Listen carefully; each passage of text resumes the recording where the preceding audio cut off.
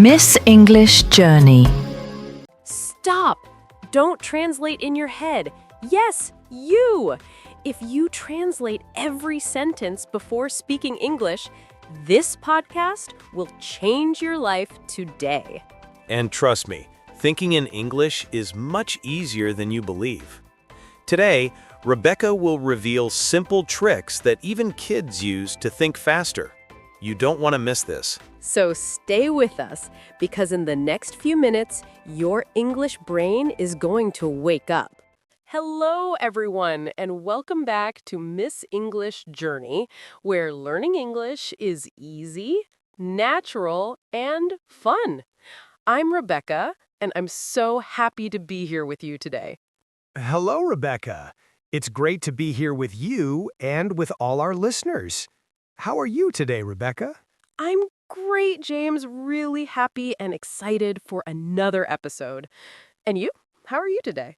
I'm fantastic. I'm ready for fun conversations and maybe a coffee later. Seriously, I feel wonderful. Perfect.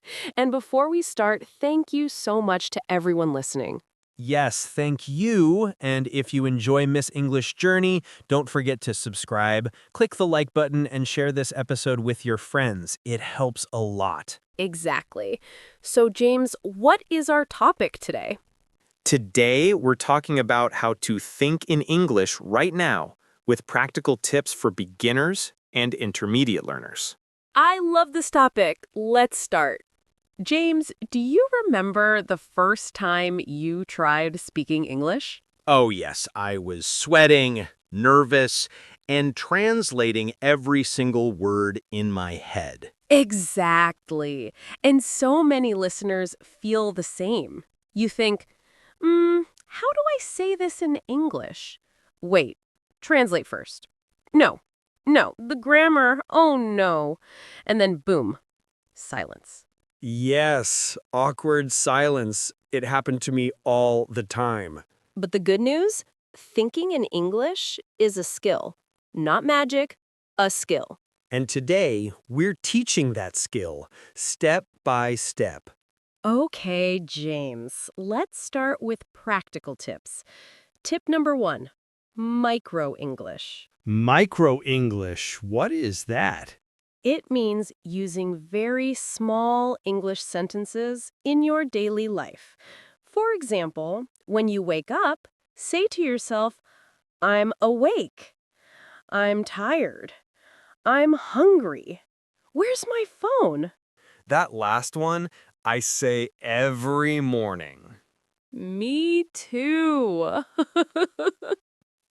But seriously, small sentences train your brain to think in English automatically. It's true. You don't start with long sentences. You start with tiny ones, like a child learning a new language. Tip number 2, don't translate in your head. Describe things instead. Can you give an example? Of course, instead of translating porte to door, just look at the object and say, it's a door. The door is open. The door is brown. You learn directly in English. Oh, that's so smart. You connect English with the real world, not your language. Exactly. Tip number 3, use English for small decisions, Like what? like choosing food, tea or coffee, bread or eggs, or choosing clothes, black shirt or white shirt. Oh, wow. That's easy. Yes, thinking in English doesn't mean thinking complicated things. Just start with small decisions every day. Okay, this one is funny. I talk to myself in English sometimes. I do too, and it's amazing practice. For example, Okay, James, focus. don't be lazy today. Let's learn one new phrase. Yes. Talking to yourself builds confidence. and helps you think faster. Okay, my friend, here we are at our final tip. And honestly, this one can change the way you learn vocabulary forever. Tip number 5. Learn words in groups or categories. Interesting. What do you mean by groups? Can you explain it a little more? Of course. Think about it like this. Your brain loves patterns. It loves connections. So when you learn words that belong together, your brain says, oh, these words are friends. They belong in the same family. And guess what? That makes remembering them so much easier. So, vocabulary families. Yes, vocabulary families. Let me show you. Imagine you want to learn food vocabulary. Don't learn random words like apple, shirt, run, table. Instead, learn words that live together in the same category. For example, bread, butter, milk, cheese, eggs, rice, pasta, fruit, vegetables. When you learn these together, your mind builds a little food world inside your memory. Oh, I like that. A food world. It makes it more visual and easier to remember. Another super helpful category is daily routine vocabulary. These are words you use every single day, so learning them together makes speaking much easier. For example, wake up, get out of bed, brush teeth, wash face, get dressed, have breakfast, go to work or school, eat lunch, finish work, go home, make dinner, go to sleep. Wow. And imagine using these in a full sentence. Like, I wake up at 7. Then I brush my teeth and get dressed. Beginners can build real conversations with just one category. Exactly. One category gives you 10, 20, even 30 words you can use immediately. Here's another great category. Emotions, perfect for everyday speaking.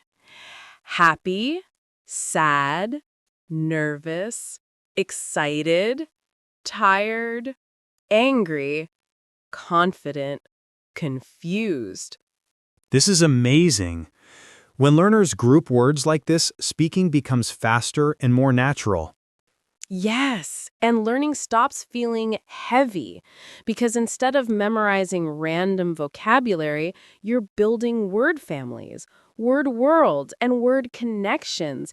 Your brain loves that. Your brain needs that. Okay, listeners, let's practice right now. Look around you. Pick one object. Got it? Good. Now, describe it in English. Use one simple sentence. For example, this is my phone. My phone is black. I use my phone every day. See? Easy. And that's it for today's episode of Miss English Journey. We hope these tips help you think in English more naturally. Yes. And remember, you can think in English.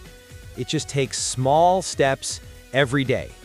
If you enjoyed this podcast, please don't forget to subscribe, like this episode, share it with your friends. It helps our channel so much. Thank you for spending time with us today. We're proud of your English journey. We'll see you in the next episode. Take care and keep thinking in English. Bye-bye.